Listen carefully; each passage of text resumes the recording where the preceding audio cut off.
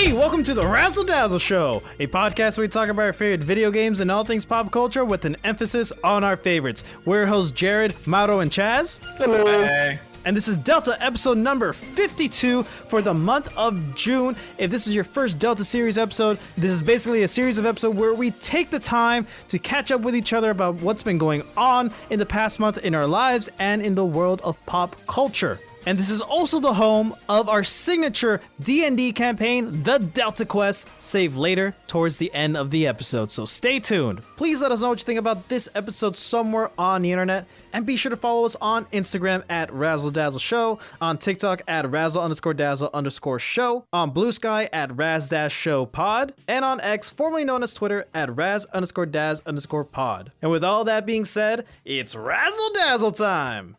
Guys, it is the month of June. We're already halfway through the year of 2025. It is summertime. Loving in the summertime. How are you guys? I'm good. I'm fantastic, actually. I'm feeling like it's summer because for the first time in probably my entire adult life, I was aware of the first day of summer as it happened.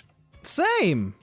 Really? I don't think the first time in my life, but like, yeah, there's like last week I was looking at my calendar and I'm like, oh shit, it's the first day of summer. It's weird that it started so late into June, but yeah, I had a similar situation. I was on I was at my friend's house. I was sitting on his couch and his dad, we were talking about the like what time the sun sets. And he goes, oh, actually, it sets at 8:15 today. We're from South Florida. It's actually the longest day of the year. Today's the first day of summer. Just casually drops that. And I'm sure that it's happened like in school or whatever, but this is the first time where I've been cognizant of it. Yeah. And it felt nice. It felt like, okay, this is the start. Fresh. Summer is here. Yeah, the first of 104 days. Sure. Summer vacation, the school comes along just to end it. You got it. And that season 5 of the show like came out like recently too on Disney Plus, I think. Yeah, Phineas and Ferb got like a reboot new season. or It's not a reboot. It's just like it's a new season. Really? Oh, it's like I think so. Oh, nice. I'm pretty sure. Is it like the following year, like summer the next year? I would assume so. You haven't seen it? I haven't seen it. No, I don't like. I have this weird relationship with Phineas and Ferb where like, you know, I liked it when it first came out, but there's just some point like in like late elementary, early middle school, whenever that was, where I just didn't like watching Phineas and Ferb or Johnny Test anymore. Like it just wasn't enjoyable for me. Whenever I came home from school, you know, I turned on Cartoon Network or Disney. I'm like, I don't really want to watch either of these, and they came on at the same time. And I'm just like, I don't want to watch it. I'd rather you were like locked out not. of 2 channels. You were a Nickelodeon or Nicktoons baby for a minute. No. I would still not watch Nickelodeon just because I'm like, none of these shows interest me at this hour block. You would just turn the TV off and exist? I guess I don't even remember, dude. Like I probably like went to go play outside or something. Maybe maybe actually do homework. I don't know. I don't know how Johnny Test stands, but I think you should give Phineas and Ferb the seasons that are already out a rewatch or at least another chance in your adult life.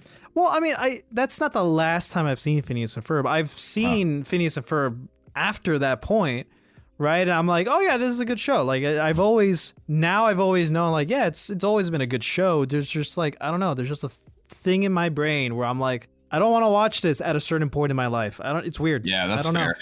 Unfortunately, I don't know how this works with you guys, but unfortunately, that is way bigger than it should be. Because a lot of the reasons we revisit things, obviously because of nostalgia, but we have those nostalgia goggles on. So if you have a weird relationship with a show or a weird memory that overshadows that definitely is not nostalgia, you will always have that in the back of your mind while you're trying something new. So, human condition. Yeah. And like I've seen clips of the new season and like the animation style is a bit updated, you know, not as in like the design. It's just like I guess the quality. It just looks weird. It looks a little off just because I'm like, that's not what I remember. So, But I always have to give credit to where credit's due and thank Vincent Martella for teaching me about the aglet. So thank you, Vincent.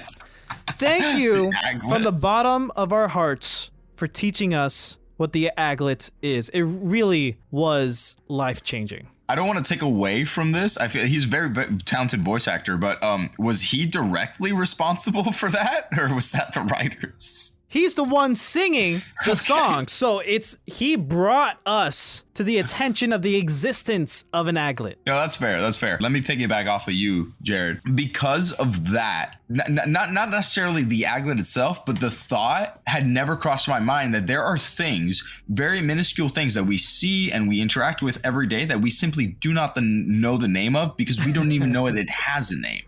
Yeah. Aglet is definitely one of them. That's crazy. Vincent Martella. He is also the voice for not Robin Hood, but Red Hood.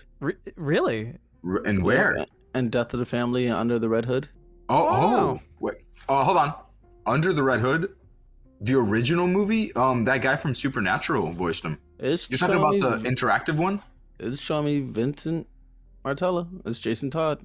Jason Todd. Yeah, in the there's this Under the Red Hood one where it's it's a choose your own adventure sort of thing where what happened if Batman died instead of Jason? What happened if the Joker died? What happened if, whatever. Oh. Yeah, you should watch that. It's good. I'm just telling you what it shows here. It shows Vincent is the one voice actor for him. Okay, cool. I thought that was pretty cool. That is really cool. Somehow Jared always makes his way back to Batman. So it's like, always everything's connected to Batman here. Okay. Who wants to start off about what's been going on with? You know what? It. I'm gonna start. So we've had a very busy month this month, as in like in the show.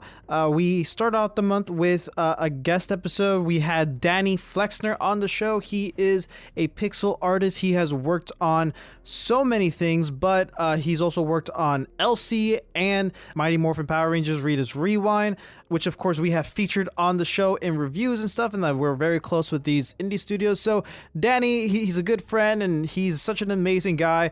Really got to learn a lot about like the artist side of making video games, like pixel art stuff. So like it's a really cool thing, and like he loves Mega Man and stuff like that. We had a really fun conversation, so that was cool. And then after that we had our Young Justice episode, which has been held for a long time. Like we recorded that so long ago, but that finally came out. That was fun.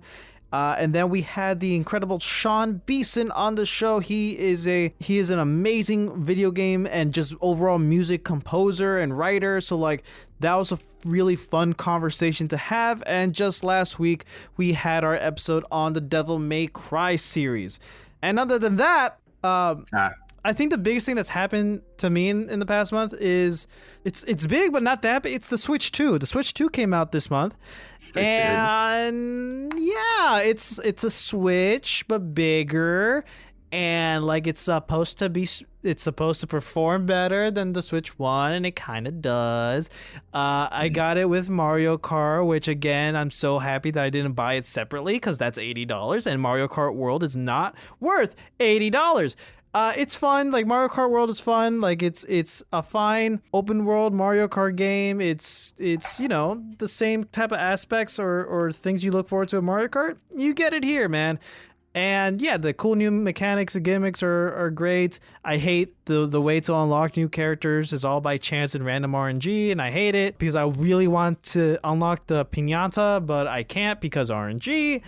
And yeah, it's very underwhelming now because like there's no real game that I can play right now that's a Switch 2 exclusive that I'm like super excited for. I know in July we're gonna get Donkey Kong Bonanza, and with the reveal of like Pauline is gonna be your like companion in the game, I'm a little more excited just because like Nintendo's going this direction now.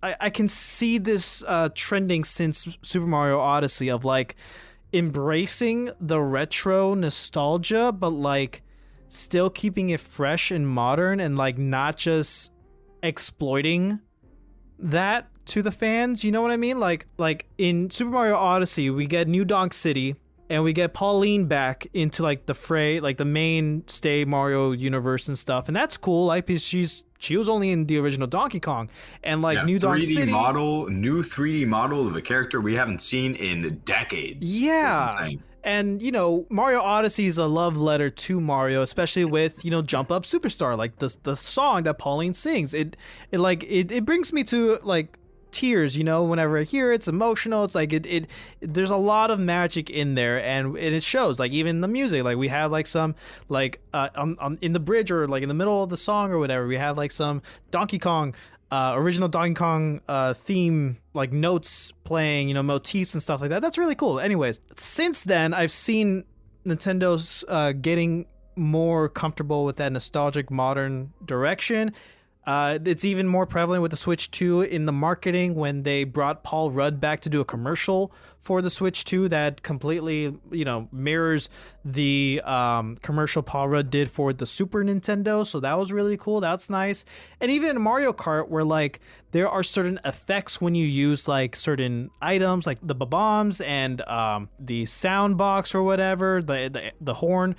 That like you see the boom like in text and like comic text like you know, and that stuff's like straight from Super Mario Kart and Mario Kart 64 and stuff like that, and even like Donkey Kong's new redesign, you know, like it's very retro but like still looks modern and fresh. And with Donkey Kong Bonanza, like we're still getting that. Like this is, from what I've seen in the trailers, this is a love letter to Donkey Kong, the game that kind of saved the video game industry in a way, you know, like all the way back then. So, you know, having Pauline there too, and like, I don't know, there's a lot of nice Nintendo magic that surrounds the nostalgia based stuff that's like, it's honoring that for longtime fans, but it's still keeping it fresh for new fans, if that makes sense. Yeah, it's very refreshing listening to a Nintendo fan such as yourself just being honest about the Switch 2 and the games that are currently out for it. I've seen a lot of people be like, I have to call it cope, right? I have like a lot of people just praising the absolute hell out of the Switch 2 when, yeah, it's cool. It's nice, right? But it, like, that amount of praise is not necessary. No, it's very underwhelming at launch. I will say that. Like, there's at launch, but that's the thing, right? I hate this precedent where video game companies and developers and publishers are okay delivering a half-baked or almost sort of finished product at launch and just being like, we'll update it. 2 years from now, you'll get an OLED. You know, you're getting console selling games a month after release. Like, yeah. What is that? I really think Donkey Kong Bonanza should have been the launch title for the Switch 2 instead of Mario Kart. Like, launch the Switch 2 in July. Wait a month. Yeah, have both. Have both options. Sales. Yeah, have both options. Have one, like you can sell it as in like two separate collections or two separate boxes of like one collection, one box you get it with, or the bundle. That's the word I meant to use. You get one bundle with Mario Kart, or you can get the bundle with Donkey Kong. Pick whatever one you want, you know? Yeah, yeah, that'll be great. That'll do wonders for sales. And honestly, as much as I hate scalpers, business-wise, take them into consideration too, dude. They're going to buy the base Switch 2. Yep. They're going to buy the Mario Kart bundle, and they're going to buy the Donkey Kong bundle. All they had to do was wait a month. And even then, waiting 1 month for one game, I feel like they should have had a couple. They should have had a catalog. Is the Bloodborne 2 clone out yet? No, I don't think that's coming out for a minute, dude. Come on. See, they get people excited over it, right? By releasing the trailer before the Switch 2 is even out, but it's not even a console seller because the game isn't out. I buy a Switch for that game. I don't have that game. Ergo, I don't buy the Switch 2. Yeah, and this is just going back to the problem, or to the point I made in the May Delta. Just like, you know, the games that I'm excited for the Switch 2 are not going to come out until the end of the year. Like Zelda and Metroid Prime 4, that's not coming out till the end of the year. And I'm like, okay, yeah, I have the Switch 2 now just for the sake of having it, you know? Like, have I now, like, leaned more towards buying Donkey Kong Bonanza? Yes, sure. But, like, initially, I didn't really care. So Right. it's just this weird thing for the Switch 2. I'm glad I have it. It's just like another thing. Like it's cool to play GameCube games now on it. Like I bought the GameCube controller for the Switch 2, so like that's really nice to have. So like that's cool. That's the only controller I would want to buy for it. That's out of the retro stuff. So like that's cool, man. Like I like that I can play Soul Calibur 2, Wind Waker, and F-Zero GX or whatever on the Switch 2 on the go. That's cool. Like I only have 2 of those games on other consoles, and I don't have the F-Zero game. I have Soul Calibur for my original GameCube, and I have Wind Waker for the Wii U. I'm just glad I can play it whenever. Playing GameCubes on the Switch 2. What is that? What is that called? What's this feature? It's like the emulator. It's just like okay, right. So before I hop into this, I feel like GameCube games can be played on the Switch too. Yeah, so like there is this app on the Switch, then on the Switch 2, where they upload games for each like retro system with the Nintendo Switch Online feature. And you asked what's the name of that, Mauro? Would it be like the Xbox and the PlayStation when they allow like backwards compatibility? I know okay, Chaz, thank you so much. That's exactly what I was going to get into. Okay. Look, before I rip into Nintendo, I would feel bad if I didn't sing the praises that I find first, okay? I think it's really cool that it has a 7.9-inch screen. That's a really big screen. That's bigger than the Steam Deck. Nice That's bigger than the ROG Asus Ally. That's a really big screen. I like that. That's it. What the What the What do you mean one of your biggest sellers, one of your biggest brags is that you can now play GameCube games in the big year of 2025? That should have been a thing. I should have already been able to play GameCube games on the Switch. You're telling me I can't run Ocarina of Time on the Switch? I can't. Why was that app not there? You can. Yeah, I know. Okay, I know, but the fact that they're now bringing up this whole like, oh, you can play all these other retro games. There's already like a retro option for the Switch that already exists. Yeah, you could play old Mario games. You could play like Super Mario World 3 on the Switch. This is not a console seller, dude. Make new things. Make things that don't exist. Justify your price tag, brother. Or how about this? This is coming from someone in the Zelda community, and I'm very well informed about how much people want an HD version of Zelda, Twilight Princess, and Wind Waker, right? Mm-hmm. Instead of having Wind Waker, the GameCube version on the Switch 2, of course, why not have the HD versions of Wind Waker and Twilight Princess on the Switch? Like instead of just the GameCube version emulation stuff, why not we get HD remakes of these beloved titles? Like Pokemon XD Gale of Darkness is supposed to be coming to the GameCube emulator thing, like eventually. And that's my favorite Pokemon game, like outside of Heart Gold and Soul Silver, because that was like my first, and I have it for the GameCube still. I would love to have that like reimagined with today's technology, dude. Like I would much rather take that than have it just emulated on the Switch. You know what I mean? But like I will take what I can get at the very least. I'd rather have one option than no option. That's my issue though. No. Okay? All right. That was aggressive. It should, because it should be both. It is 2025, current year today, 6:09 p.m., July 23. Dating this June episode. 23, 2025. We should having both an HD remaster for those who want to buy an HD remaster of those old games and the ability to play the original GameCube version of that game should be the bare minimum on a Nintendo Switch 2. That is not too much to ask. That is not even close to too much to ask. Nintendo needs to get its shit together, and I'm not even going to be nice about it because it's disrespectful. Go off. That's it. That's all I'm going to say. I think it's really cool. I love disrespectful. Nintendo. I love Zelda. I love Nintendo. I love Zelda so much, bro. Oh my God, I love Zelda. But dude, please, come on. What is this? I'm thankful. You shouldn't have your fans being like, yo, I'm thankful for what I can get. No, dude, you're spending money. That's 100 on top of 100 on top of 100 on top of 100 and some change. Yeah. Yeah, to have access for the GameCube, you need to shave out an extra $50 for the upgraded pack of the Nintendo Switch online service. I'm gonna punch Nintendo in the. No, I'm not gonna do anything.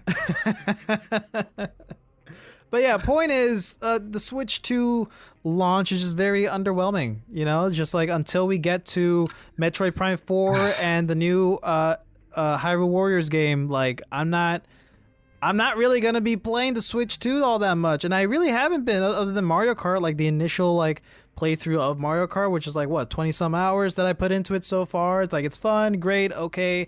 At this point, I've seen everything just about. All right, I'm kind of done. I'm gonna go back to The Witcher 3. You know. So. See, I hate that. I mean, I love it. I love the fact that games exist where 10 years down the line you can go back, because The Witcher 3 is a 10-year-old game at this point. Yes, it is. Where 10-year-old games you could revisit back and like play them and still enjoy them, right? But I hate that that's the standard, right? Where you're not switching between a bunch of new titles. Okay, I'm tired of playing this new game. Let me hop back into this other new game. No. I got to play a game that came out 10 years ago for a different set of consoles. It's even more frustrating because like the thing that Nintendo's doing right now of like, hey, this is something you should get a Switch 2 for, is like upgraded versions of like Breath of the Wild and Tears of the Kingdom.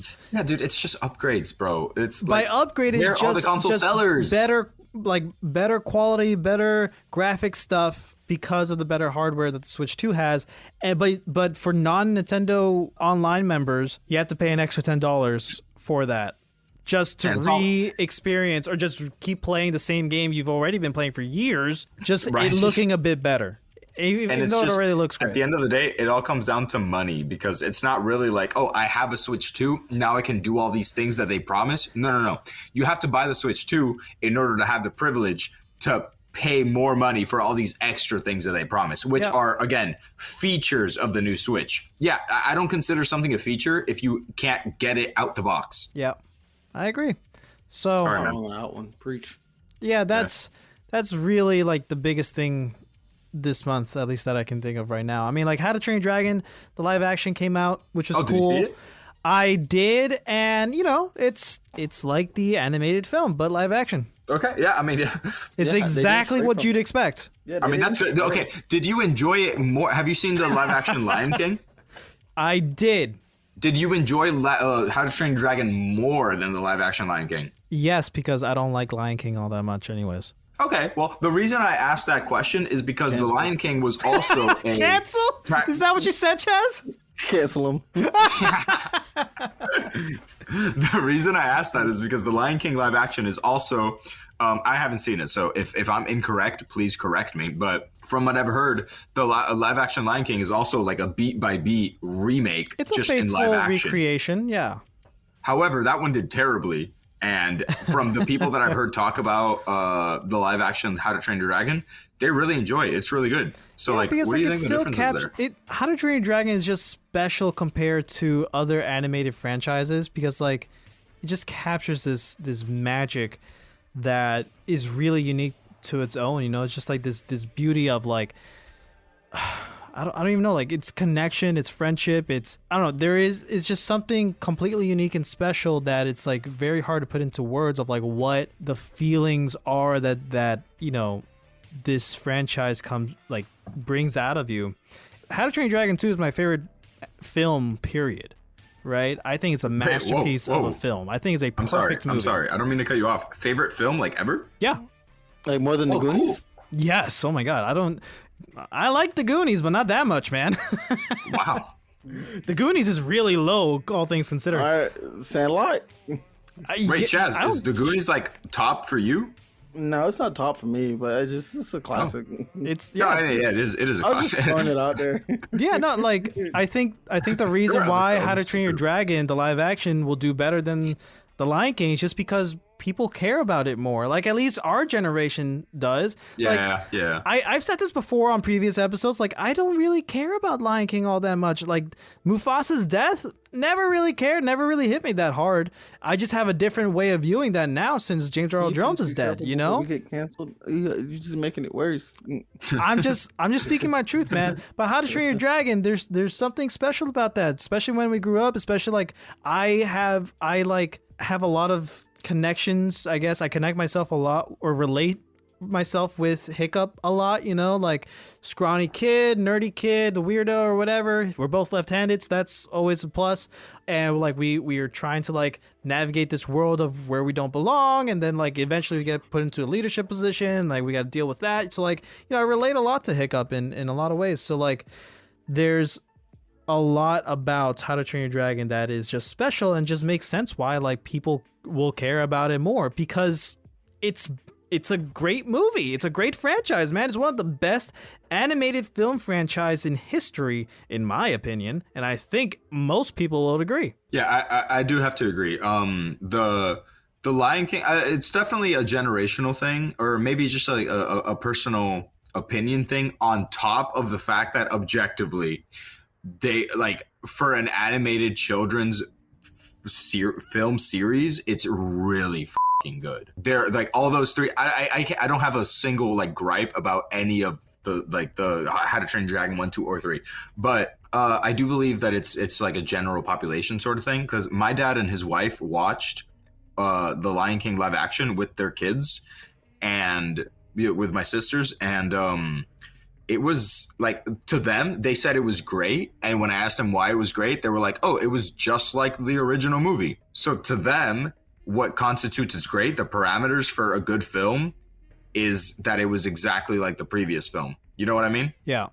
So yeah, opinions will differ based on that. I believe objectively though, because How to Train Your Dragon, the original movie, was a better film than the original Lion King movie, then yeah, the live action is just going to blow it out of the water anyway, because it's just, you're comparing two films where one is better, better than the other. Yeah, man. Oh man, that's good though. I'm glad you watched it and you liked it though. They could have ruined it. We could be here talking about how they failed at adapting the movie, but they actually did the exact thing that they meant to do, which is adapt it exactly as it was. Yeah, And, I mean, like, the only like downside that I can look at it, like the only thing I can see that's not necessarily bad, but like kind of brings it down a bit, is just like, did we need this? No, like we didn't need a live action version of the exact same movie, but we got it, and it still hits hard.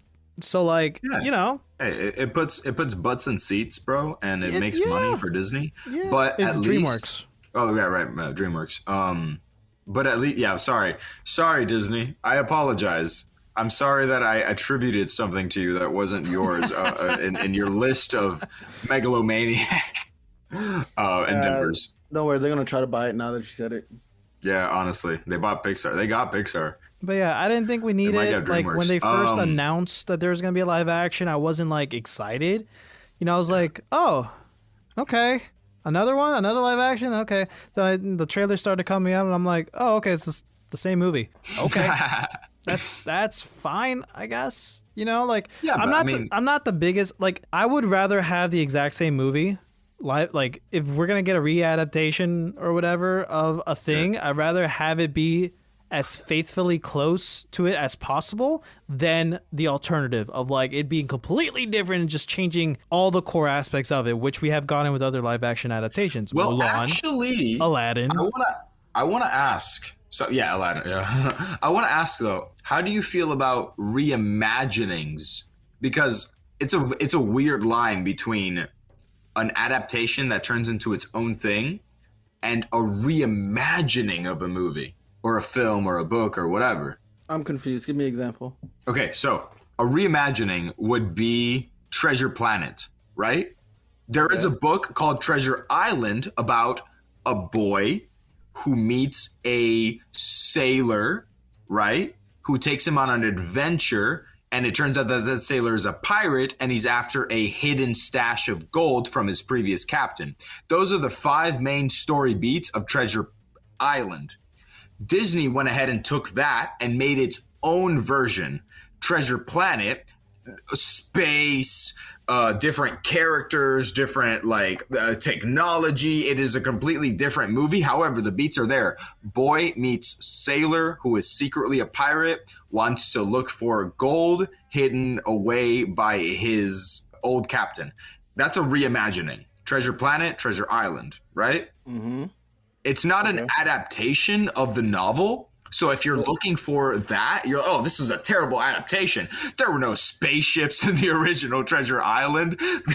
There were no like cosmic whales, bro. The character's name wasn't Jim, but it's a reimagining, and it's one of my favorite movies of all time. I love Treasure Planet. I'm biased because I love pirates, but still, it's a really good, it's like a sci-fi reimagining. So at what point is it a reimagining for you? And at what point is it like, oh, this is a weird adaptation that didn't do it correctly? I think when it's not faithful, like when it doesn't hit the core elements of what the original thing is, like Okay. I can use Ready Player One as an example. I've read the book. It's a great book on its own, and the movie does a lot of things different, but it keeps like core elements the same, and I still think it does a great job of a book to a movie adaptation or reimagining, whatever. So as long as the core elements of what makes the thing special is intact, that's I think that's what you should go for. Okay.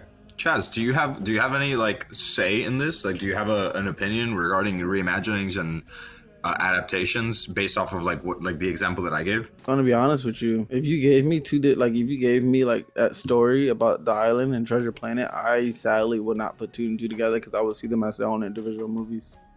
Which is fair, right? That should be the goal to an extent, because Treasure Planet stands on its own.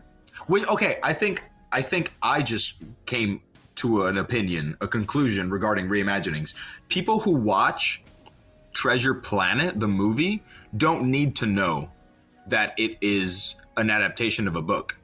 They could watch that movie on its own and enjoy it for what it is. Yeah. However, when you have the idea, right, that this is a reimagining or a reboot or whatever of something that came before, yeah, you're going to hold it to the same standards that you held the previous one. Yeah, and it's hard because you gotta take the original media that story came from into account, right? Like books to TV shows and movies, there's a lot of leniency because there's no staple way of how these words form an image in your head, right? It's different for everybody. It's always up to interpretation, even regardless of how detailed someone can describe a table or a chest or a hill or whatever, like Lord of the Rings, right? There are still a lot of room for interpretations, and so therefore there's a lot of wiggle room. Now, when it comes to adapting a pre-established show or movie into a live action version, or even a video game into a show or a movie, live action or not, then it's easier to be more critical of there are key visual elements that are essential to the core of this IP. And if that doesn't match, then already what are we looking at? What are we watching?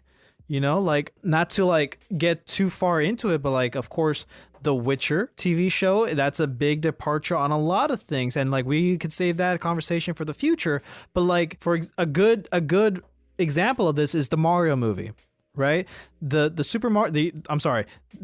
latest Mario movie, the animated one. The animated movie is a perfect Mario movie because we have everything that makes Mario in that film. Compared to the live action that came out in the 90s, it's dog shit, because a lot of the elements, regardless of it being a pixel 8-bit game, there's still some core elements there that could have been established in the movie, but we didn't get that. We got the dog shit, and then we finally got to the thing that we want. That's a big thing that I'm a little bit concerned about with the Zelda movie that's coming out, but I have a lot of faith with how that's coming because of how well they've done with Detective Pikachu, how well they've done with the Mario movie, and I know Shigeru Miyamoto is working like really close with this project, and Nintendo's funding more than half of this, like 51% of this film. So I'm very confident in how that's going to turn out, but there's still that like preconceived notion of what we think Zelda should look like live action, for example. Like who is gonna, like it can even come down to like the actors you choose. Who's gonna play Zelda? Who's gonna play Link? Who's gonna play Ganondorf? Wait, whoa, is it gonna be live action? It's live action. Ooh. Exactly. So what are you thinking? You probably in your mind already flashed like a Lord of the Rings style Zelda where it's all like grainy and gray and stuff like that. But it could also be like very colorful and bright. You know, we don't know yet. I hope it's a mix of two. Wait a minute. This is the I've heard of this. This is is Hunter Schafer in on this? That's a rumor. That's not confirmed. Oh, that's just a rumor. Okay. No, because I've seen that. I've seen that around. On online. I just didn't. For some reason, it just didn't click. I thought people were just talking like who would be like a good Zelda. That's I saw a picture. I saw a picture of her. Like, it's funny. No, it's funny because I saw a picture of her next to not Skyward Sword. Twilight Princess Zelda. Yeah, and I believe that.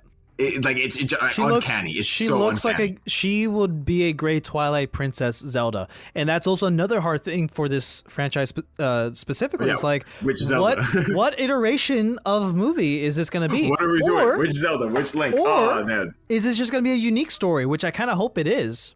You know, my opinion of this has probably changed like throughout the course of the year. My opinion, it should be a unique story because every new Zelda game, right, unless it's a sequel, is a unique story. So like, why not? You're right, but like I would also been 20 Zeldas and 20 Links. Come on. But I would also love a retelling, right, a reimagining, a live action movie of like Ocarina of Time story. I would love to see that, but I'm totally okay if it's an original thing. You know, so therefore they have a lot more to work with. They don't have to be like, okay, Princess Zelda, she needs to wear this specific kind of dress because that's what she wears in the game. Link, we need a kid and we need an adult version. They need to wear this specific clothes. We need to get these specific items. Because if it's Ocarina of Time, where they're going to have a lot of limitations. Children, right? Yeah, it's a lot of limitations. So like if it's a new... So back to the original point, right? So if whatever IP is being reimagined into another thing, as long as the core elements are there, that's what's important. Okay. No, yeah, I agree. That's good. Was that your month, Jared? Yep. What about you, Chaz? So for my month consists of obviously work. Outside of work, I found out some news a couple days ago that I believe it was August 20th. I have a PS5. I could have got it a long time ago. But I think it's great considering the fact that now everybody can play it, is that they're bringing Black Myth Wukong to Xbox. Oh, wow, that's cool. I didn't know that. Yeah, I'm very excited for that. I haven't bought it yet just because simply I sadly have not touched my PlayStation in a while. Oh, okay. No, it's not even money. It's just I haven't touched my PlayStation in a while. I'm mainly on my Xbox because every time I have time to play a game, somebody wants to play online with me. Fair. Like when I tell you I'm never on my Xbox alone, when I do get to play it, I'm never alone. Understood. Other than that, Magic, because I play Magic the Gathering. Magic the Gathering came out with a Final Fantasy set. I saw that. The art looks great. Final Fantasy 7 stuff looks great, man. I absolutely love all of the arts, and I bought me one of the decks that came out, and I'm having way too much fun. I will admit. One of the decks I have is a graveyard recursion, and usually you can't bring things back from the graveyard, but I built my deck to bring anything and everything back from the graveyard. So you can do me a favor. Every time you use the Final Fantasy 7 decks, do me a favor and always bring back Aerith for me. Just do that for me. Oh, this creature. I'm going to be honest with you. I don't have her in my deck, sadly. This creature. Well, regardless, whenever you do, I'm not going to go into the spoilers of it because I am very protective of like spoilers for Final Fantasy VII. I'm not gonna explain it. I'm just saying, like, if you do have her, and if she ever like goes into the graveyard, please always bring her back just for me. And like text me every time you do. It's just so I can be like, aw. Absolutely, I can go get it. Actually, I can make a whole deck based off her mechanic as I read it. 'Cause She is considered a legendary creature, so she's allowed to be a commander. Yeah. She's apparently seen special by Magic. She is special. Mm-hmm. Period. She's special to everyone. She is special to me. She has a special place in my heart, in everybody's heart who plays the games. I'm just saying. Okay. Anyways, continue, please. Sorry, I'm getting carried away. That's sadly it. That is, June has been very quiet. I did not know summer days started. To me, in my head, the first day of summer was June 1st. Mm-hmm. I mean, for us, like, summer is constant in Florida, so. Oh, yeah. When you guys were having the conversation, I was like, I cannot relate, but oh well. Yeah, that's fair. But yeah, that's my month of June. My month has been plagued with, no, not even plagued, just halfway blessed, I guess. Plagued and blessed, yeah. Beginning of this month, let's just get this one out of the way. My car's acting up. Susan! Yeah, so Susan 3. We're on Susan 3 right now. I forgot they Last Susan, 2022 Toyota Corolla, flooded. I drove her into something I thought was a small puddle. Ended up being Lake Oregon or some shit. Total loss. I ended up getting a new car, a 2015 Chevy Cruze, new to me, used, right? And the cool thing about the 2015 Chevy Cruze is that it has this rare defect where sometimes when you roll the windows down, it'll dislodge and it won't roll back up. That's terrifying. Yeah, it's very rare. It doesn't happen often. So of course it had to happen to me. That's where I'm at right now. I was in my car with my girlfriend, and she rolled down the window to look at a cat, and the cat was very cute. And then when she went to roll back the window up, it wouldn't go back up. So now I have to. That's the gag for that's the monthly issue with Mauro's car. I'm not even going to talk about the fucking hole I had in my radiator. That's something else. That's something else entirely. It's just a small problem, easy fix. This is a small problem, easy fix. It's already fixed. The reason I'm bringing up the anybody can get a hole in their radiator, whatever. You don't pay attention when you buy the car. It happens. That's not something people normally look for. The thing that I can't even say it irks me because I've already had worse than this. My entire car flooded and it was total loss. Favorite car I've ever had in my life. My window went down, dislodged, didn't come back up. I gotta get the whole door frame out, roll it back up, put it back, never roll it down again. It happens. It's okay. But I'm not even upset because that's the bad, and here comes the good. Very good friend of mine, Rope City on YouTube. That's RHOPES. Shout out. CITY. Quick little plug-in. Makes music videos, music content, as well as help with your tech content every now and again. Installed a couple of emulators on my Switch. Sorry, not my Switch, my Steam Deck. And oh my lord, have I been having fun playing old SNES titles, old N64 titles, old PS2 titles. I'm playing Jack. I'm playing Jack and Daxter. Hell yeah. I'm playing The Simpsons Hit and Run. I got Ocarina of Time on the Steam Deck. My month has been pretty good. It's one minor inconvenience. We just had to get we had to get the running gag of something's wrong with Mauro's car out of the way, of course. But in exchange, I got a Steam Deck that is essentially half my childhood and then some, the things that I didn't get to experience. Yeah, I've had a pretty good month. Well, I'm glad you can still find a positive outlook to it. Yeah. Then Delta Quest, anyone? Yeah, let's get to the quest, man. I mean, we got through all of it, right? Like, yeah, now it's time for the quest, man. Last time on the Delta Quest, our heroes entered a new town and reunited with an old friend. Pike found a cloak that will hide his deepest, darkest secrets, and Erzahc took a well-deserved nap. See what happens this time on the next exciting episode of the Delta Quest. So last episode ended with you guys attempting to rouse Erzahc from sleep. And in the middle of that, Pike put on one of the cloaks that you guys stole, and you find out through Ruby that it is actually a cloak of invisibility. So as you're standing right now, Pike, in the middle of this town, I guess now you're aware of it, but yeah, you're completely invisible, and Ruby is just shaking her head, and Zambo is standing next to you guys, just kind of like looking a little lost. So Ruby goes, yeah, of course it had to be you. Of course, like, somebody had to get the cloak of invisibility, and it had to be this fucking idiot. Well, maybe if it was your birthday, you would have gotten a special present too. I wasn't aware it was your birthday. Happy birthday, but that doesn't change the fact, okay, that you don't know how to use that. Gimme. How could I not know how to use a cloak?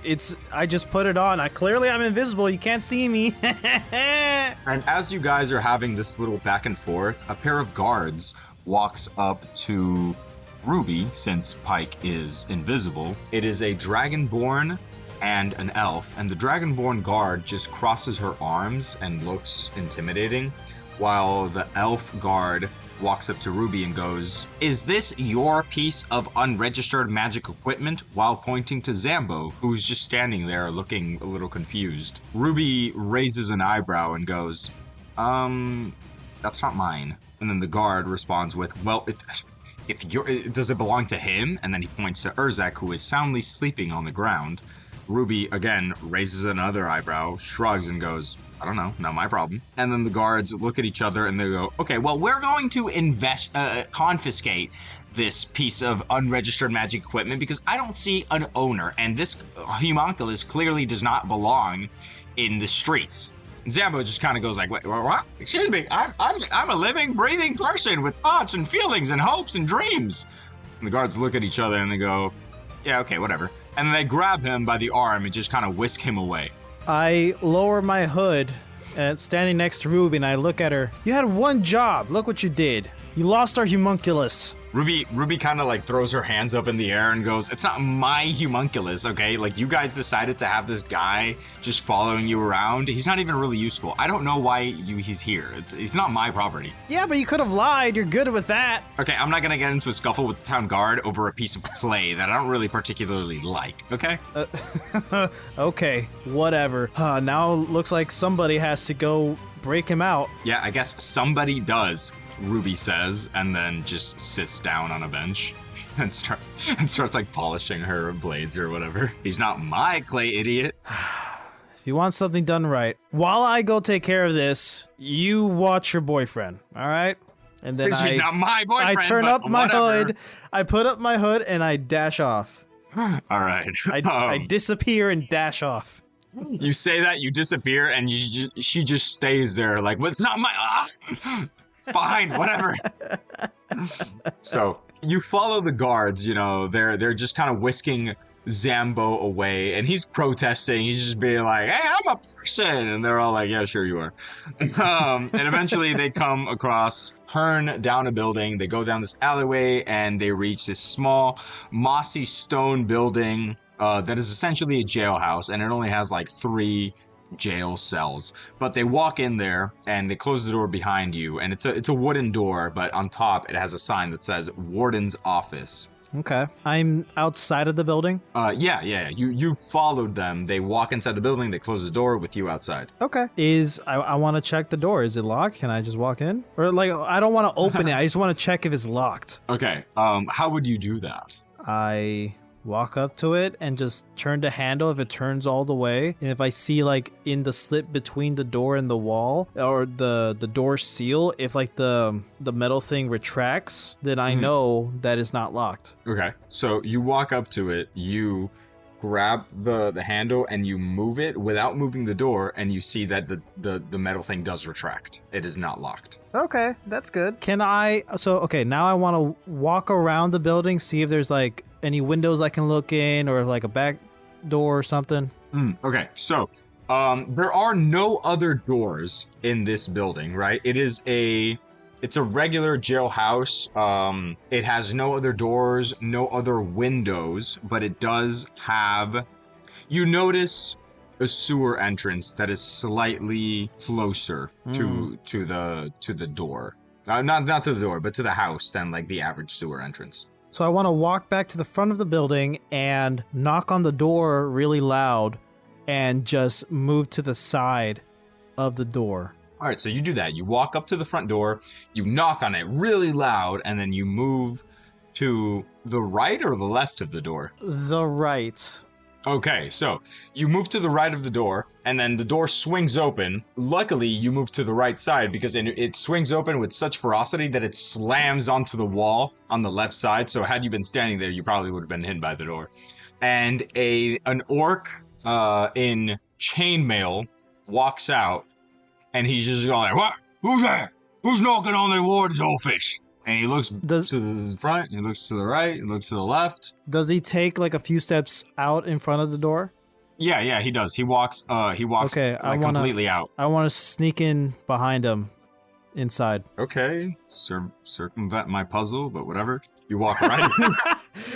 Hey, if you give me a cloak of invisibility, if you give a rogue a cloak of invisibility, I'm going to make use of it, man. Thank you for using it, actually. Like, this is perfect. No sewer puzzle for that? I'll just repurpose it. Nope. Okay. So, yeah, you just sneak right in behind him in the big space, and he's still out there like, who's been auditioning me right now? And then you walk in. Yeah. Inside of the jailhouse, you see a desk where the warden was sitting, and then you see the dragonborn from earlier sitting in a chair across from the desk. You also see one cell that is empty, and then a set of stairs leading down. Ooh, okay.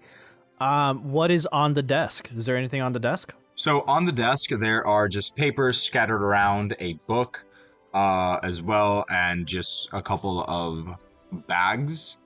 Like small, not bags, pouches. Okay. I want to see if I can spot like jail cell keys on either of the two guards. Okay, so of the two guards that you see, you look at the Dragonborn and you look at the orc who is still standing outside. Roll me I guess it's an investigation. I got a 14. Oh boy.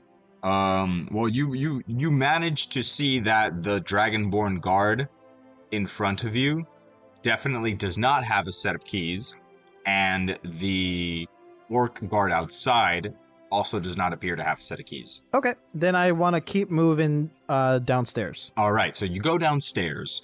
You follow the stairs normally. There's no issue. You go down, and then you see two cells. One sitting across, like they're sitting across from each other. One of the cells has a dwarf who is like begging. You know, he's in the cell. You know, he's grabbing onto the cell bars, and he's like, "It wasn't me. I swear it wasn't me. It was that other gnome. I promise you, it was him. He did it. He set me up." And then there's a gnome behind him, being all like, "I'm never gonna believe you. I don't know what you're talking about." And then in the cells right across from him, you see Zambo, and he's just sitting there, sitting on the, I guess, makeshift bed, singing a goose song about gooses. Okay. He's just going like, "Once there was a goose, and he lived in the lake, and then he drowned because he didn't know how to swim." It's not a very good song. What's the locking system look like on the cells? Like, is it just standard key, or like, is there like something more intricate involved? It looks like a regular key lock, right? It looks like one. You would assume that an average key could go into that. However, okay, since you already know what to look for, since you did roll an investigation earlier, you'll notice that the elf guard, who had taken Zambo away along with the Dragonborn guard, is actually here as well, but he also doesn't seem to have a key either. Okay, that's weird. How are there 3 guards and none of them have keys to the cells? Not a single one has a key. However, as you're there, something brushes up against your leg. And if you look down, you see that there's a goose just roaming. Goose? Yeah, just roaming around. Okay. He's got like he's got a little bow tie put on him, and then he's got a leg ring, like a golden leg ring. A golden leg ring. Yeah.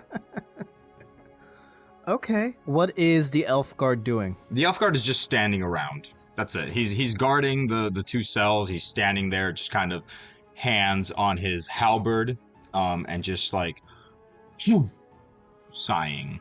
I want to walk up to Zambo's cell. I want to give it like a slight little jiggle, see if it just opens or not. All right, so you jiggle it a little bit, and it does not open. However, the elf guard tilts his head.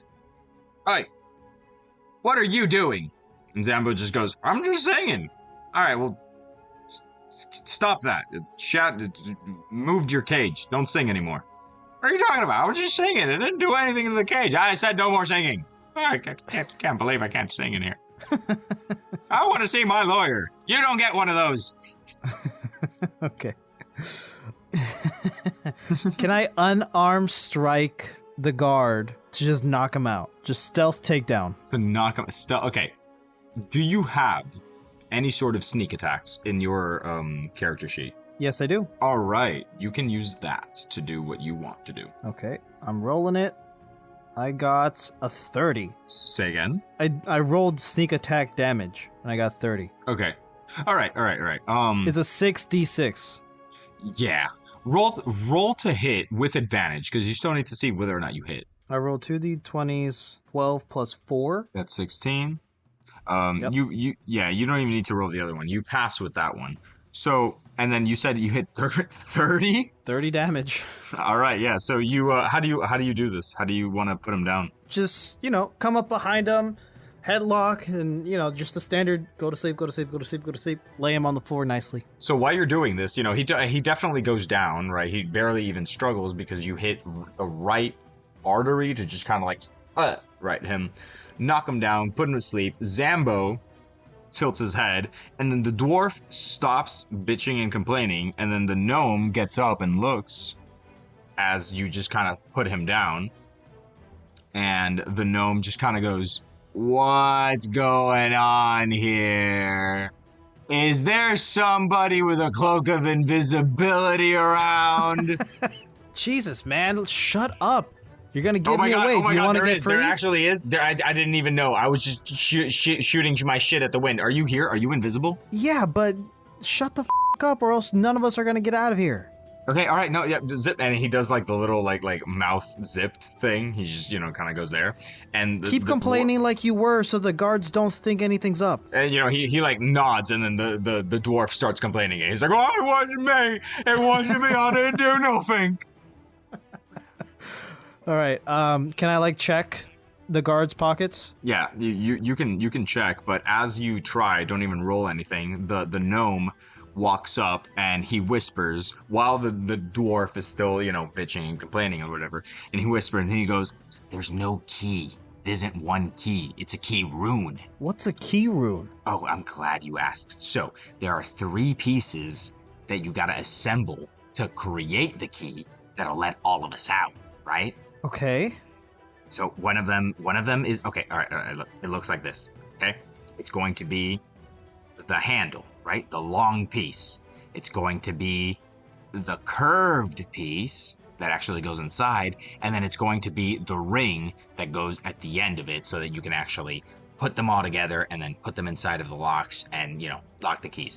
I know where one of these is, and I will tell you once you have the other 2, because I can't, if I just tell you where everything is and you grab everything and then you let, clearly, I don't know you. You're not here for us. You must be here for that f***ing idiot. And then he points over to Zambo, and Zambo is just, still singing the goose song. That's an overly complicated way to just lock up cells, especially in this random-ass town. Okay, I want to walk up to Zambo's cell and just use my thieves tool. I want to try that. Okay. And pick the lock. Try to pick the lock. So you're going to roll me let's say sleight of hand, and then add a +4 to whatever you get. 21 plus 4, 25. All right, so you expertly attempt to pick this lock to the best of your ability, and you do it like perfectly. You go in there, you hear all the right clicks, you move in the way that it's supposed to be. I mean, you use these tools like you've used them your whole life, and then finally you finish and you try to move it and nothing. You have a feeling you have a feeling that this is not an average lock, that this is perhaps locked with something else. Yeah. When you start one quest, and it's never that easy. It always tumbles or dominoes into multiple other little quests. Okay, fine. Gnome, It's Kevin, actually. tell me where, Kevin, tell me where I can find these pieces, or else I just won't come back. Okay, fine. Don't come back then, motherfucker. What do you want? You think you're the only person? You think we're not cooking something up here? He says as he like nudges the dwarf who's still like moaning and shit. He's like, this is gonna take a little while longer. Well, we got cooking up, but I mean, you know, like we can still get out. Okay, look, I know where one of these things are. Okay, all right. You gotta find the other two. Just kind of, you know, like look around. I would look around outside. Maybe check. Let me guess. desk. Maybe in a sewer? I wouldn't know about that. I don't know about her sewer, but you know, there's a chicken coop outside you might want to check if you want to be that fucking nitty and gritty. And maybe, I don't know, if I were to break somebody out, I would probably check the warden's desk, open up some drawers or something. I don't know. Open up the things that are inside the drawers. Goose. Where's the goose? Yeah. Let me find the goose. The goose is moving, like running, not running around, but he's just walking. He's walking around your room, like the room that you're in. I want to grab the goose and get the ring from his feet. Okay, all right. So you grab the goose. He doesn't even fight when you grab the ring, and the ring shines for a second, and you feel like 1/3 of your quest is complete. I feel it. You feel it in your soul. You're like, That's I so am funny. 1/3 satisfied with this outcome. Figured. Okay. I want to put on my cloak of invisibility back on. If I had it off, I don't remember. I don't think you and I did, want but to go upstairs and see what's up with the other two guards. All right, so you go upstairs, and the door is now closed again. The orc guard in chainmail is sitting in his warden desk, and the dragonborn guard is sitting in the same spot that she was sitting in, right across from them on a chair. Since I'm invisible, can I like just put my hand over the pouches like delicately so I can at least like feel out the contents? So you may touch the pouches, however, they are sealed. They're regular fantasy pouches made out of leather, and they are closed up top. So you would have to, they're closed with like some string or something, you know, pulled. So you would have to open them to get inside. Okay. I want to go back downstairs, grab the goose, right? Okay. And then at the stairwell, I just want to chuck the goose up the stairs and across the room as a distraction. Okay, so you go down the stairs, you grab onto the goose, you roll back up the stairs up until the very edge, and then you just chuck the goose. And you hear two very sudden, like, quick movements, some chairs, like, sliding against the ground, and then you hear both the Dragonborn guard and the Orc Warden in chainmail go, "Yes, Commander!" And then you hear the goose go, "Quack." Commander. Oh, okay. That's interesting. Yeah, I want to walk up, and I'm assuming they got up. So Did they walk when away you do, from the table? When you walk up, right, you see the orc in chainmail standing in front of his table, standing at attention. Same thing with the Dragonborn. She's standing at attention. They have their, you know, their hands up, right? They're like showing respect to the goose, and the goose is just kind of wandering aimlessly. Just, "Quack." Can I get the goose, not necessarily lift it, but like lead it to the door? Like, I don't know. I am still trying to guide it kind of Okay. to the door. So it seems like the goose is just literally walking out of the building All right. and just, you know, letting I know- it run free. I know what you're trying to do. I do that with Karma all the time, try to guide him because yeah, I don't like picking him up. I want him to feel like he has agency in his own life. So whenever I want him to go places, I kind of like guide him towards it. However, I'm still going to need you to roll an animal handling. Damn it. 7. Ooh, do you have any inspiration? I do not. That's okay. Okay.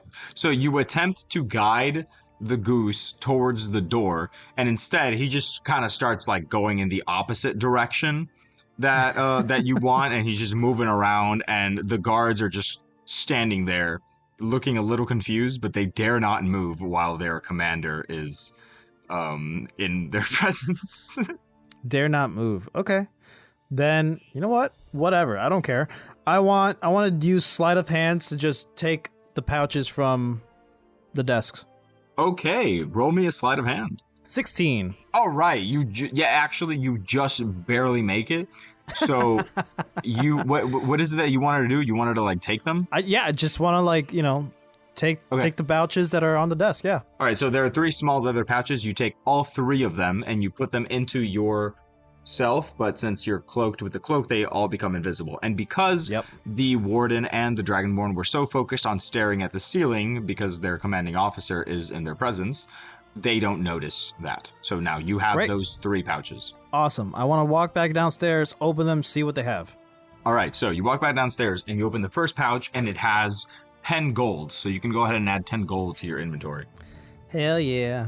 You open up the second pouch and it has 15 gold and a ruby. So you can add 15 gold as well as a ruby to your inventory. Hell yeah. And then you open up the third one and it has about 5 gold, and thrown in there's what appears to be a hook mechanism, the same color and consistency of the ring that you took from the goose. Perfect. All right. Once you grab that, it shines a little bit, and you feel a sense of accomplishment. 2/3 accomplished, actually. Okay. I kneel down to the gnome, and I'm like, hey, Kevin. Yeah, what's up? All right, I got the other 2 items. Tell me where the third one is. Okay, all right. Here's what we're going to do. You're going to give me those 2 items, and then I'll tell you where the third one is. You don't have to feel weird about it. Come on, man. I literally, even if I have these 2 and you have the third one, I can't open it. I'd have to give them to you, all right? I just want to make sure that when you get it, you don't open up your boy and then just leave us here. How about I give you 5 gold and you wait? He looks at the dwarf, and the dwarf is like, that seems like a good idea to me. He's like, all right, I'll take 5 gold. All right, here you go. Tell me where it is. So you give him 5 gold. He looks them over, puts them into his mouth, whatever, and he goes like, okay, so there's a chicken coop outside, right? There's only 1 chicken inside of it.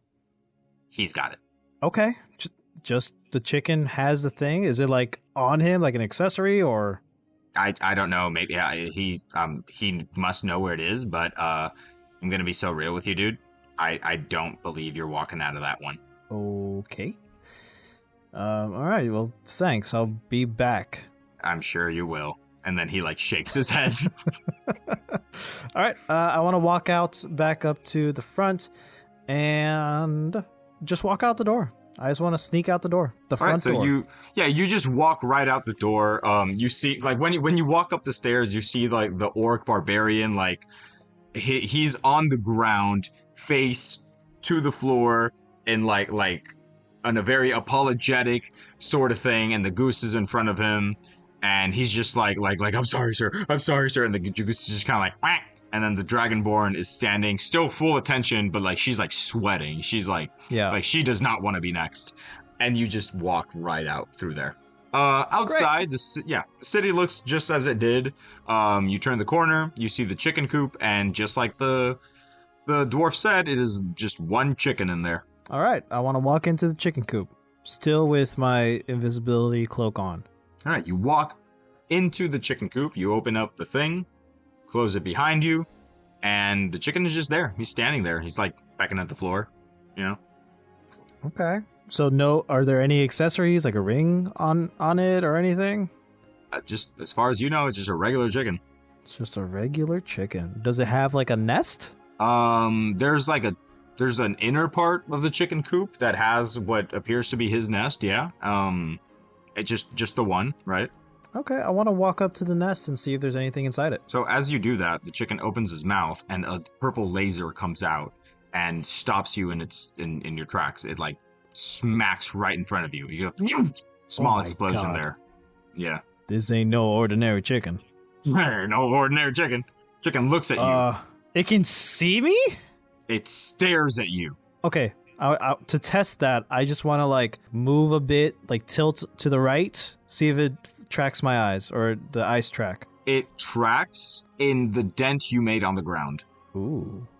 Yeah. It sees my footprints. Mm-hmm. Okay. How tall is this building? Are there any bearings above me? No, okay, so the building is the jailhouse. The chicken coop is outside of it, and then there's just kind of like halfway, like in the middle of the, I guess about head height. Yeah. There is a little bit of a, I guess like a shader, so the chickens can, like half a roof, so the chicken could go inside and get some shade and stuff. I see. That's what I mean when I say like the inner part. Okay, so it's okay. All right. So it's like you would have to roof. like duck down to get in there. It's just a roof, yeah. Got it. Oh, okay, that sucks. All right. Cool. You know what? I'm invisible. Who the hell cares? I want to pull out my short bow. Okay. And yeah, just aim an arrow straight at the chicken. So you aim directly at the chicken with your crossbow. Yeah. Would you like to attack it? I would like to attack it. Okay, roll to hit. I got a 15. 20. Give me a second. Let me roll my own d20. Okay, so you do hit. Cool. Damn you. Roll damage. Okay, I got an 8. All right, so you do. Okay, so you shoot the crossbow. The chicken opens his mouth and eats the bolt, but God. it kind of like coughs a little bit. And please roll initiative. Okay. Oh my goodness. I got a 15. All right. You get a 14 again. Okay, so the chicken now narrows his eyes, and he's looking around. Yeah. You may go first. Okay. I want to Misty Step right next to it or, right over it or whatever. And just like, attack it with my daggers. All right, so roll to hit, and you have advantage. Okay, first roll was 14. The next roll is 21. Okay, all right, so yeah, that second roll definitely hits.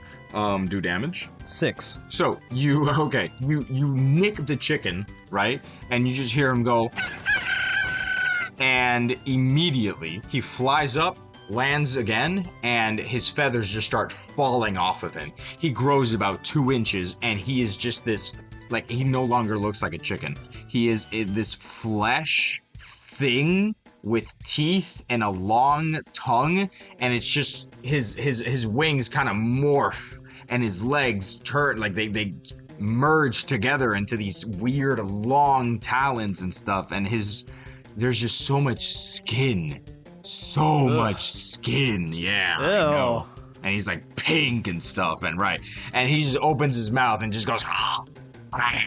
And would you like to do anything else? There's not much else. There's not much room. I wanna get from underneath the cover. Get away from the shelter. Just like a few steps away. Okay, so you move away from the shelter, right? You're now sort of in the open. Still inside the chicken coop, though. Yeah. Still inside? Oh, man.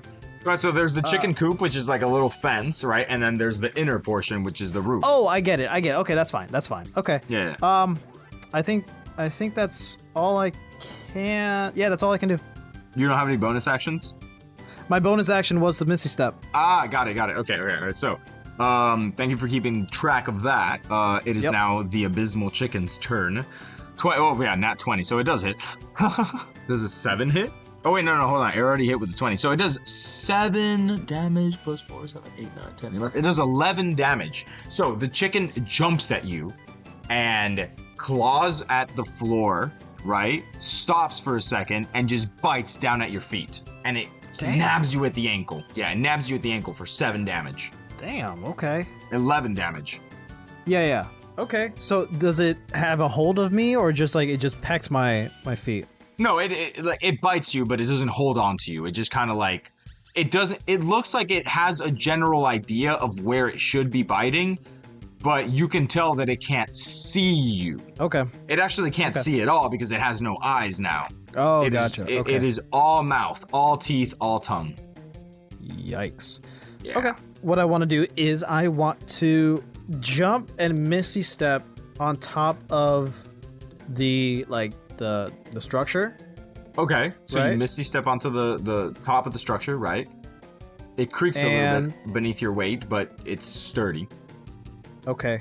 And I'm assuming that alerted the damn thing. So Yes. from Sorry. here, from here, I don't think it matters which one I use. So from here, I want to again jump down onto the damn thing, like I guess on its back, and stab it with both of my daggers, All right.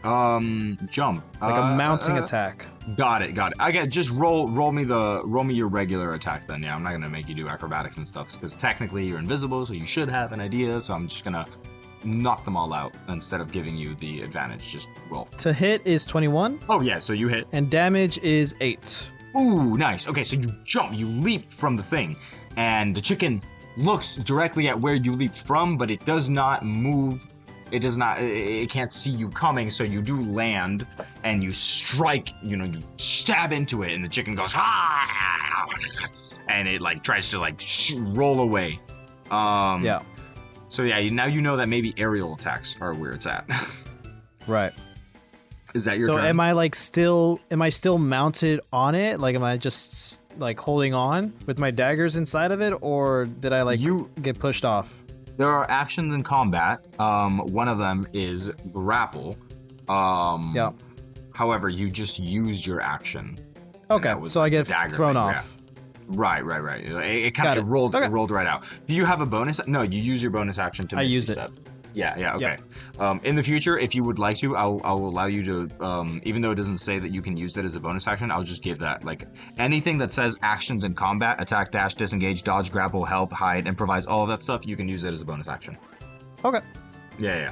But that's your turn. So the chicken kind of puts both feet on the ground, kind of stomps and stomps, and then he gets that anime aura flare.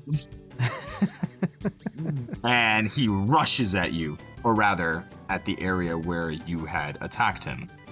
Does a 12 hit? Nope. No. So he actually miscalculates and runs directly into a wall. I'm gonna go ahead and take 2 damage off of that. As a bonus action, though, he decides to fly. He flaps his skin wings Oh. and then just kind of hovers in the air. Oh my god. Yeah. Okay. And it sounds real fleshy and gross. Ugh. I wanna pull out my short bow again Okay. and shoot him with an arrow. All right. Actually, no, wait. Oh. I'm sorry. So I want to shoot I want to take out my short bow, and I want to shoot a rope arrow, and if it hits, right, I want to grab the rope and pull so I can slam the thing down Okay. back to the ground. Cool. All right. So roll to hit with your short bow. 11. Ooh. You miss. Damn. Okay. What did it land? What did it hit? It just can't right past him, and I guess it over the fence. Didn't really hit the ground, I guess. Okay. All right. That's my turn. It's nothing else I can do. Okay, all right. So as he's flying, he saw the arrow, because the arrow is not invisible once it leaves you. He can't see the rope, I guess. I don't know where the invisibility starts or it ends, but he saw where the arrow came from, and he plunges down at you. Does a? I thought you said he had no eyes. He can see some other way. I don't know. He's an abysmal chicken. He's got magic and telepathy and shit. It says here he has telepathy 60 feet. I don't know what that does. Does a 14 hit? Does not hit. Oh, nice. Okay, so he just plunges it immediately into the ground. Just say 4 damage there, so that one's gonna hurt. And he does not have. Oh wait, no. All right, he only has a bonus action in very specific circumstances, so he can't use this particular thing. So he just slams into the ground and rolls around a bit, and that's his turn. Okay. I'll take out my daggers again, and I want to jump in the air Since he's rolling on the ground, I figure it might be easier. Jump in the air again, try to slash down on him, and then Misty step off of him somewhere else. All right. Okay. So roll to hit. I got a 21. Absolutely, you hit. And a 7 for damage. 7 damage. Okay, so you jump up into the air. You stab him while he's rolling around, confused, and then you use your bonus action to Misty Step away from him in a way that he doesn't see your trajectory. Where do you pop up? I want it to be outside of the fence of the fencing. Outside of the chicken coop this time. Okay, so you're out and about. The chicken on the street, I guess. Yeah. He's pissed. There's been like a small crowd has sort of gathered, right? And then, like some child walks up to the chicken coop and he just goes like, "Hey, what's going on with the chicken? Ew, he's ugly." And the chicken just like flashes the kid's face as he jumps off of the child, and now he's into the street. And he can't see you, but he can't really, it looks like he's seeing red, period. He just starts rolling around. He's going to use a frayed bite to attack the first person, who is just this regular woman. She's walking by, this human. She stops to look at the commotion. The chicken launches off of the child, lands near her, and bites her in the ankle. I want to use this time, this distraction, run up to the chicken coop and check if there's anything like in its nest to see if there's like that key bit. Right. So you walk up to you hop the fence, small fence. You walk up to the nest, and yes, while searching through it, you find the handle part, which is the middle part of the key, and you feel inside of your heart 3/3 of your goal complete. Awesome. I want to take it and get back inside the jailhouse. Well, as you turn around, holding the thing, you see the chicken standing on the fence. Blood is seeping from his teeth, and there are at least 2 bodies laying on the ground behind you in the streets. Okay. Chicken, for the first time since you started this, you feel like he knows where you're at. He is staring at you, or rather what you're holding. I want to Misty Step, hopefully, in the front door of the jailhouse and like get inside as quickly as possible. So you Misty Step to the front door of the thing, right? And you get inside, and because you're still in initiative, you can run up to, I guess, the stairs or whatever. But do you have an action? Well, I guess picking up that thing. I'm gonna say picking up that thing was your action, brother. Okay.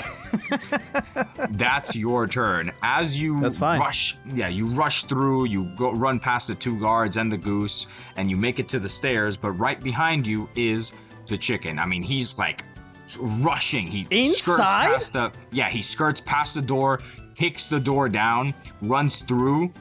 The goose, the dragonborn, and the orc all look at him, and the goose is the only one in his way, so he tears through the goose, ripping his head off, blood splattering around. The orc guard and the dragonborn guard both look on in shock. They're holding their heads. They're like, "Oh!" And he's rushing. Yeah, I'm gonna say that those were his, like that was his attack though. So it's your turn again. Oh my god.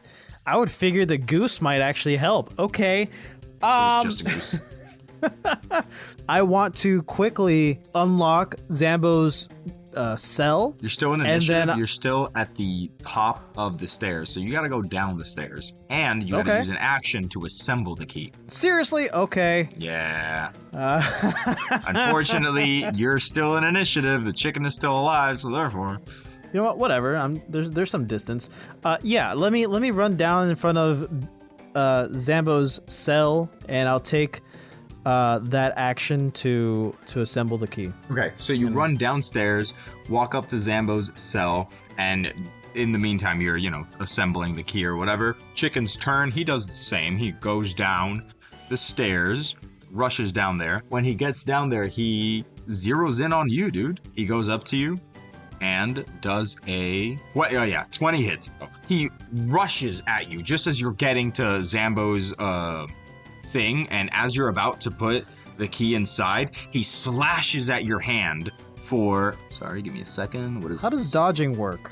1d4. Well, dodging is something that it's an action, so you have to, I guess, set it up. If you haven't used an action, you can still use it, but you used it to like move the thing, right? I can't use it as a bonus? Yeah, actually, yeah. Yeah, you can. I said you could, so you can. Then, yeah, I dodge. I want to dodge at the last second, and hopefully he just rams into the gate. Rolls against you have disadvantage, so he has to roll again. That 20 did not matter. The next one is... You're not going to believe this, bro. 2 20s in a row. I'm not even lying to you. I am not lying. I swear, 2 20s in a row. That's funny. So he hits you anyways. It's 1d4 plus 2. Okay. Yeah, this one's not as bad. The bite was 1d6. The talon is 1d4. 3 plus 2, 5. So he slashes at your hand, your wrist, for 5 damage. Okay. And that's his turn. Okay. What I want to do... So I'm assuming right now I try to dodge to the left of the cell. I get nicked in the hand. So right now the chicken is in front of Zambo's cell. Yes. And I'm like... pushed back a bit. Okay, I want to dash to that other cell with the gnome and the dwarf and unlock their cell and misty step, and hopefully this is like rope-a-doping the chicken, and misty step to the other side of the room, and I tell him, I guess I tell him like, hey, help me out here or we're all gonna die. So, all right, so you do that. You dash to their thing after you were scratched. You open up their cell, you misty step away, and then you yell that shit out. The chicken looks at where you yelled at, and then it looks at the gate opening, and he sees the two moving around, and the dwarf immediately, he goes, oh, finally, a challenge! And the gnome is just like, nope, that, and he tries to run out, only for the chicken to immediately jump onto him and start clawing and attacking and just biting into him. He's killing him. And that's his turn. But now, since the dwarf is in the party, let me roll initiative for him. Oh, he goes right after you. He's like, all right, leave my man alone. And then he like, he joins in the fray. And now the dwarf is like trying to get the chicken off of the gnome. I want to open up Zambos' cell, and then I want to... Yeah, Misty Step only works with me, and that's fine.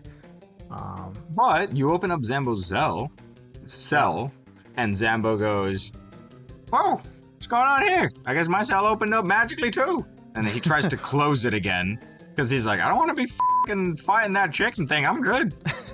I pulled down my hood. I'm like, Zam, we have to go, okay? Oh my God, Pike's disembodied head. What happened? Are you okay? I'll explain later. I'm fine, but we're soon not gonna be, okay? Help me take down this chicken. Okay, all right. I got, I suppose. All right.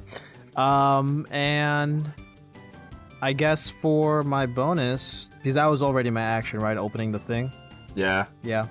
Okay. Can I do a sneak attack? Yeah. Since he's not paying attention? Yeah, we'll call that your bonus action. Okay. I rolled, and it's a 22 for damage. Ooh, okay. All right. So, yeah, I want to take my daggers and, I guess still again, jump up and stab down. So you do exactly that. You jump up from where you're at the cell, and then you stab down. This time, you the sword goes directly through the back of his nape and comes out of his mouth, and then the chicken just kind of and then slumps down and stops moving, and you're standing there full of blood. You're invisible, so the blood is invisible as well, but you can feel it on you. It's full of blood. There's blood all over the floor.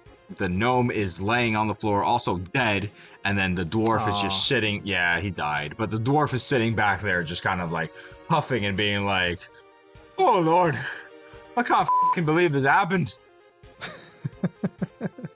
Okay, dwarf, what's your name? Riney. Riney? Okay. How big is my cloak? Can I fit these two guys, like the skinny homunculus and this tiny dwarf, within my cloak so we can huddle up and leave? Yeah, you can do that. Yeah. Then I want to be like, okay, get inside my cloak, both of you. We're gonna walk together and leave through the front door. I'll do whatever you say, disembodied head, he says as he goes inside of your cloak. Zambo also. I put up my hood. You put up your hood. Zambo sneaks in there too. And at this moment, the two guards actually make it down the stairs, and they just see the dead gnome, the dead chicken, the 2 open cells, and then the guard that you had put to sleep earlier, the elf. He's kind of like coming up. He's like waking up and stuff. And the orc is just like, "You had one fucking job. Look at what you did." As you guys are sneaking out. You move past the crowd, you find an alleyway, I guess, to kind of like, disrobe, whatever. The dwarf comes out and he just goes like, "Blimey, that was a fucking adventure, I'd say. I think I'm gonna go get a job or something." I think that's a good call, Reiny. Yeah, I'm You tired okay? of that. No, I mean, I'm good. Well, actually, I don't know. I might have to talk to my therapist about this one. Yeah. But hey, if you're ever in the town of Triggerball, look me up. I used to have an assassin for hire business, but I think I'm just gonna start a bakery or something. A bakery sounds good. Okay, Triggerbore, I'll be sure to look you up. Thank you. My name is Pike. All right, nice to meet you, Pike. Thank you for saving me. No problem. Hope to see you again soon. Me too. And then he just kind of walks off, traumatized. Zambo, let's get back to Erzahc and Ruby. Yeah, that was fun. It was a fun little adventure. What happened? Yeah, fun. What was that thing that ate the gnome? Dude, I have no idea. I thought it was a chicken. I was told it was a chicken. It's clearly not a chicken. Yeah, I'd say. And you and Zambo just merrily walk back to the town square, where the same exact scene comes to welcome you. It is Erzahc laying on the ground sleeping, and Ruby sitting in a bench, kind of polishing her daggers. She looks up at you guys and she goes, "Took you long enough." And that's where we're gonna wrap this one up. All right, that was fun, man. It was pushing me out of my boundaries. I didn't think I was gonna be able to kill that thing, man. Yeah, honestly, yeah, it's the first time you've been alone in a combat encounter that required some sort of brute force, but yeah, you did it, bro. Good job. Look at you. Yeah. Yeah, you tried to run away from it. I didn't let you. Yeah, I was really like ready to be like, okay, distractions. He's gonna kill the rest of these town people. Okay, fine. Let me take advantage of it. Yeah, no, sorry, not how that one works. I get it, man. Hell yeah. That was great, man. No, I'm glad you think so. All right, that's all the time we have for today, guys. Thank you so much for joining us on another episode of the Razzle Dazzle Show. Be sure to let us know what you think about this episode somewhere on the internet, and be sure to follow us on Instagram at Razzle Dazzle Show, on TikTok at Razzle_Dazzle_Show, on Blue Sky at RazDaz Show Pod, and on X, formerly known as Twitter, at Raz_Daz_Pod. Be sure to rate us 5 stars and leave a comment down below. We'll catch you on the next one. Next time on the Razzle Dazzle Show. When there's serious moments, I'm like, oh yeah, like now is my time. So for Ty, when she gets a little cheeky, like when she says something and then she gives a little laugh and she's like, or whatever, I feel like that's me. I put in any sort of serious moment she has, or when she's pretty much like, I put everything for her because she's just so grounded and such a badass. Mm-hmm. And I feel like I connect more with grounded badass people. But funnily, at the same time, for Hector, he's not like a main character guy, but he's like, yeah, this is so cool, and like we could do this, and like this is so cool, and just I'm like that too. Like that's my silly side. Tune in next week.